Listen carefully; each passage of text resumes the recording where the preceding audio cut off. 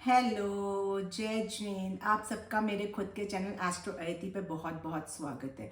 मैं हूं अनुज्ञा जैन और लेकर आई हूं एक नया वीडियो जो कि है अभी जुपिटर का अभी तक आद्रा नक्षत्र में ट्रांजिट कर रहे थे। अब 13 अगस्त को जुपिटर अपने खुद के नक्षत्र में पुनर्वसु में ट्रांजिट करना स्टार्ट करेंगे। ठीक है, तो ये जो जुपिटर है पुनर्वसु नक्षत्र क्या होता है इसको मैं डिटेल में बताऊंगी। जुपिटर उसमें ट्रांजिट कर रहे हैं तो उससे क्या होगा और इस नक्षत्र का 12 साइंस पे क्या इम्पैक्ट रहेगा वो भी मैं आपको इस वीडियो में बताऊंगी। ये वीडियो थोड़ा सा बड़ा हो सकता है, ठीक है, तो आप लोग इंट्रोडक्शन पूरा देखिएगा और फिर जो आप लोग का लगना है उसके आधार पे आप लोग अपना चेक कर सकते हैं। ठीक है, चलिए स्टार्ट करते हैं बिना देरी किए।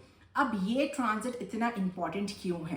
क्योंकि अभी तक जो जुपिटर ट्रांजिट कर रहे थे, ठीक है, वो बहुत छोटे छोटे टाइम के लिए नक्षत्र में ट्रांजिट कर रहे थे। ठीक है, जैसे मेघा नक्षत्र में 10 अप्रैल से 14 जून तक थे, फिर आद्रा नक्षत्र में 14 जून से 13 अगस्त तक आए। ठीक है, तो जल्दी जल्दी मूवमेंट्स कर रहे थे, तो इसको अतिचार मूवमेंट बोलते हैं। और जब भी जुपिटर बहुत जल्दी जल्दी ट्रांजिट करता है नक्षत्र में तो उतना फेवरेबल रिजल्ट नहीं देता है। ठीक है, और अभी तक राहु के नक्षत्र में ट्रांजिट कर रहे थे 13 अगस्त तक। अब जुपिटर अपने ही नक्षत्र में ट्रांजिट करेंगे और ये आपका रहेगा 18 जून 2026 तक, मतलब 13 अगस्त 2025 से लेके 18 जून 2026 तक, क्योंकि बहुत बड़ा ट्रांजिट रहेगा ये वाला नक्षत्र का।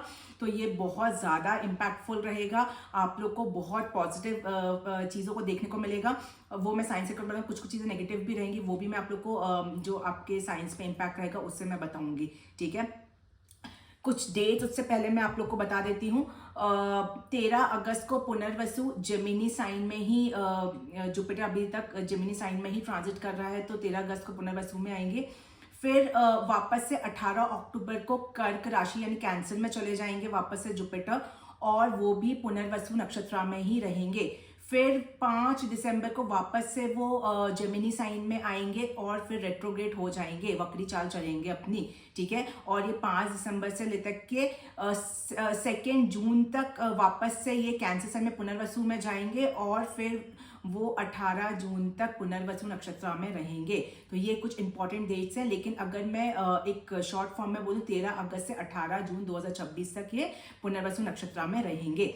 ठीक है, अब एक बार डिटेल में पुनर्वसु नक्षत्र को अपन लोग समझ लेते हैं। देखो, जुपिटर क्या होता है? विजडम का कारक है, ग्रोथ, एक्सपेंशन। जहां बैठता है, जिस हाउस में बैठता है उस हाउस से एक्सपेंशन करता है पॉजिटिव सेंस में, क्योंकि नॉलेज है। जुपिटर क्या है? नॉलेज है, गुरु। इसको हिंदी में क्या बोलते हैं? गुरु। तो गुरु आप लोग समझ गए क्या होता है? गुरु नॉलेजेबल होता है, नॉलेज दूसरों को बताता है। ठीक है, और क्योंकि जो गुरु होते हैं उनको बहुत ज्यादा नॉलेज होती है तो थोड़ा सा ईगो भी आता है। तो ये वाला जो जुपिटर प्लैनेट है एकदम एग्जैक्टली सूर्य जैसे ईगो नहीं होता, लेकिन थोड़ा सा उनमें वो आता है कि हाँ मेरे पास ये नॉलेज है। ठीक है, तो उस टाइप की फीलिंग्स होती है। एक ब्लेसिंग्स भी आपको गुरु देते हैं, तो गुरु को एज अ ब्लेसिंग्स प्लैनेट भी बोला गया है।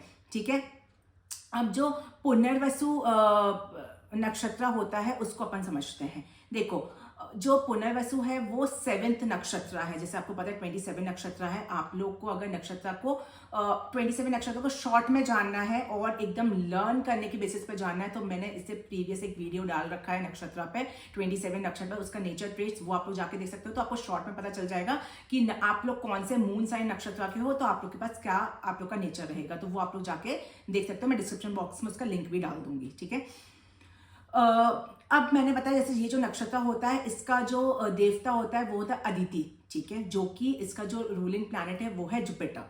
और ये जो है आपका ये 20 डिग्री जेमिनाई में और 3 डिग्री 20 मिनट्स कैंसर में लाई करता है। ठीक है, क्योंकि जैसे जो नक्षत्र होते हैं उसके आपको पता है 4 पदार्थ होते हैं, तो 2 पदार्थ एक में होते हैं, किसी के 3 पदार्थ एक में होते हैं, एक में, तो ऐसा है। तो इसके जेमिनी में भी कुछ पदार्थ आते हैं और कुछ पदार्थ इसके कैंसर में भी फॉल होते हैं। ठीक है, इसलिए इसको ये जो है वो मर्करी से भी कनेक्टेड होता है और मून से भी। जुपिटर का मतलब जुपिटर का नक्षत्र है, रूलिंग प्लैनेट जुपिटर है, लेकिन क्योंकि जेमिनी साइन में भी रूल होता है तो मर्करी भी रूल करता है और कैंसर में भी इसके कुछ पदार्थ हैं, तो वो मून भी इसके साथ में रिएक्ट करता है। ठीक है, तो ये हो गया। अब इसका मीनिंग समझते हैं। पुनर्वसु, पुनर मतलब क्या होता है? ये तो सबने वर्ड सुना होगा। पुनर मतलब रीबर्थ। ठीक है, किसी चीज का फिर से स्टार्ट होना। ठीक है, बिगनिंग, रीबिगनिंग। ठीक है, तो पुनः मतलब यही होता है अगेन, वापस से कुछ चीज आना, सेकेंड चांस देना, ठीक है। एक दूसरे लैंग्वेज में इसको क्लीनिंग भी बोलते हैं, ठीक है। जो पास्ट हमारी कर्मा है उसको क्लीन करके हम लोग न्यू अपनी बिगनिंग स्टार्ट करते हैं, ठीक है। तो ये सब चीजें हैं, मतलब कुछ चीजें हमारी एंड हुई, ठीक है, हमने उसको इंप्रूव किया, वापस से रीबर्थ हुआ और वापस से हम लोग उस पॉजिटिव साइन को लेके वापस से आगे हम लोग बढ़ते हैं, इसको बोलते हैं पुनः, ठीक है। और वसु का मीनिंग क्या होता है? वाटर, ठीक है, वाटर बोल लो, वेल्थ, ठीक है, हाउस, ज्वेल्स, गोल्ड, ठीक है। तो जब इनको कंबाइन करेंगे तो पुनर् मतलब अगेन और आपका वसु मतलब वेल्थ, ठीक है। या फिर मैं बोलूं हाउस, ज्वेल्स, वापस से हमको कुछ चीज मिलना, ठीक है। किस चीज का मिलना? अनऑस्पिशियस चीजों का जाना और ऑस्पिशियस चीजों का वापस से हमारे लाइफ में रिपीट होना, ठीक है। तो वो चीज होती है the ability to regain the wealth, जो हमारा सुख खो गया था, जो हमारी वेल्थ खो गई थी, ठीक है, उसको वापस से हमारे लाइफ में लेकर आना। कुछ रिलेशंस हमारे लाइफ में खो गए थे, उनको वापस से माफ करके सेकेंड चांस देना। अब हम हार गए थे लाइफ में, हमको कुछ समझ नहीं आ रहा था, वापस से अपने आप को खड़ा करना और अपने आप को सेकेंड चांस देना और फिर अपने आप को प्रूव करना। तो ये होता है पुनर्वसु का मीनिंग, ठीक है। आप लोग को डिटेल में समझ आ गया। अब इसको मैं एक बोलूं, पुनर्वसु का जैसे रूलिंग प्लैनेट में बता दिया, एक सिंबल होता है क्विवर ऑफ एरोज, ठीक है। क्विवर ऑफ एरोज मतलब एक जो स्टैंड होता है उसमें बहुत सारे जो एरोज रखते हैं ना हम लोग, उसको बोलते हैं क्विवर ऑफ एरोज, जिसको हम बोलते हैं रिन्यूअल, ठीक है, नया कुछ स्टार्ट करना। एक और बहुत इंपॉर्टेंट है कि return of lightness after darkness, ठीक है, जो मैंने अभी पास्ट में एक्सप्लेन किया कि मतलब कुछ हमारे बुरा वक्त खत्म होना, वापस से पुरानी जो वेल्थ थी या पुरानी जो हैप्पीनेस थी वापस से उसको रीगेन करना, इसको हम लोग पुनर्वसु नक्षत्र बोलते हैं, ठीक है। होप आप लोग को ये चीज समझ में आ गई कि पुनर्वसु नक्षत्र क्या होता है, ठीक है। अब देखो पुनर्वसु नक्षत्र क्यों बहुत पॉजिटिव और अच्छा नक्षत्र होता है, क्योंकि ये एक सपोर्टिव नक्षत्र है जिसका भी, और अच्छा ये जो नक्षत्र मैं बता दूं, ये मैं बताऊंगी कि कैसे आप लोग को देखना है कि आप लोग के लिए ये वाला जो ट्रांजिट है इस नक्षत्र का वो कैसा रहेगा, ठीक है, वो मैं आप लोग को आगे बताऊंगी। आप लोग एक बार ये पुनर्वसु को पूरा समझ लीजिए, ठीक है। तो ये वाला जो नक्षत्र होता है ये बहुत ज्यादा क्रिएटिव नक्षत्र है, बहुत सपोर्टिव है और expansion of positive things in your life, ठीक है। और वो जो एक्सपेंशन होगा वो रीबर्थ है, इसलिए पुरानी चीजों का अगेन वापस से वो वेल्थ का वापस से आना और उसमें एक्सपेंशन होना, इस चीज को पुनर्वसु नक्षत्र बोलते हैं। अब मैंने बताया कि ये एक एरो को मतलब डिफाइन करता है, इसका जो सिंबल होता है क्विवर ऑफ एरोज बोला गया है। तो वो क्या होता है, एरो को हम लोग जब मारते हैं तो क्या होता है, तीर निशाने पे लगता है। तो वही चीज है कि कुछ हमारा गोल है, ठीक है, हमारे सामने कोई गोल है, हम अभी तक फेल हो गए थे, हमने अपने आप को वापस सेकेंड चांस दिया, वापस से हमने एरो मारा और वो एकदम मिड में हमारे गोल पे हिट किया। दिस इज व्हाट पुनर्वसु नक्षत्र है, इसलिए इसको इतना पॉजिटिव नक्षत्र बोला गया है, ठीक है। और उसमें जो इसका स्टैंड होता है उसमें बहुत सारे एरोज होते हैं, बहुत सारे एरोज होते हैं, मतलब अबंडेंट ऑफ रिसोर्सेज, आपके पास बहुत सारी अपॉर्चुनिटीज है, ठीक है। आप कोई भी एक अपॉर्चुनिटी को ग्रैब कर सकते हो और अपना टारगेट डिफाइन कर सकते हो, ठीक है, इसलिए इसको इतना पॉजिटिव वाला बताया गया है। और एक और चीज है, जब आप पहले फेल हो गए थे, आपके पास बहुत सारी अपॉर्चुनिटीज आई, क्योंकि बहुत सारे एरोज आपके रखे रहते हैं सिंबल में, बहुत सारी अपॉर्चुनिटीज आपके पास आई और आपने जो भी अपॉर्चुनिटीज को पढ़ा बहुत करेज और कॉन्फिडेंस के साथ आपने सेकेंड चांस को हिट किया है ताकि वो हमारे गोल पे लगे, ठीक है। तो मैंने बहुत डिटेल में आप लोग को पुनर्वसु नक्षत्र को समझा दिया है, ठीक है। अब इसकी एक देवता होते हैं जिसको जो मैंने बताया देवतागण जो नक्षत्र के होते हैं वो होते हैं अदिति, ठीक है। उसको हम लोग मदर ऑफ ऑल क्रिएशंस भी बोलते हैं, ठीक है। ये जो गॉडेस हैं ये बहुत ही ज्यादा पॉजिटिव साइड वाली रहती हैं, ठीक है। इनको रता भी बोला गया है, मतलब एक तरह से मैं बोलूं कि इनहेरिट कॉस्मिक ऑर्डर के बेसिस पे इनको जज किया गया है। ये बहुत ही ज्यादा, जुपिटर जो होता है बहुत ही ज्यादा पॉजिटिव एनर्जी है, तो ये बहुत ही ज्यादा इंटेलिजेंट एनर्जी होती है। और एक चीज इनपे बहुत ज्यादा, जैसे मान लो कि आपके पास मैं लिंक करती हूँ कि बहुत सारे मल्टीपल एरोज हैं। अब आप लोग के पास बहुत सारी अपॉर्चुनिटीज है, आपके पास क्यूरियोसिटी रहेगी, ठीक है, कि मैं किस अपॉर्चुनिटीज को ग्रैब करूं जिससे कि मेरी नॉलेज भी यूज हो। तो वो क्यूरियोसिटी रहेगी आपको एक नॉलेज गेन करने की। उस नॉलेज को आप गेन करोगे और फिर आप अपने टारगेट को हिट करोगे, तो वो एकदम परफेक्टली हिट आप लोग का होगा, ठीक है।